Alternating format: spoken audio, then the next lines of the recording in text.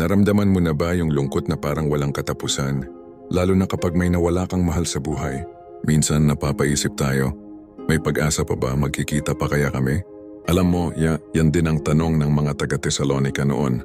At ang sagot ni Apostol Pablo ay isang napakagandang pangako na hanggang ngayon nagbibigay sa atin ng lakas. Sabi niya, sa pagbabalik ni Kristo, hindi lang tayong mga nabubuhay ang aabutin niya.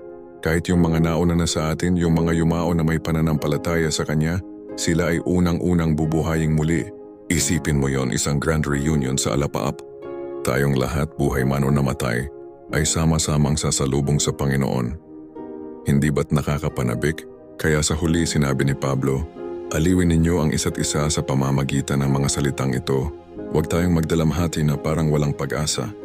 Dahil ang kamatayan ay hindi ang katapusan. Ito ay isang tulay lamang patungo sa Kanya. Kaya kapag nalulungkot ka, alalahanin mo ang pangakong ito. Hawak natin ang isang pag-asa na mas matibay kaysa kamatayan. At balang araw, magkakasama-sama tayong lahat muli sa piling niya.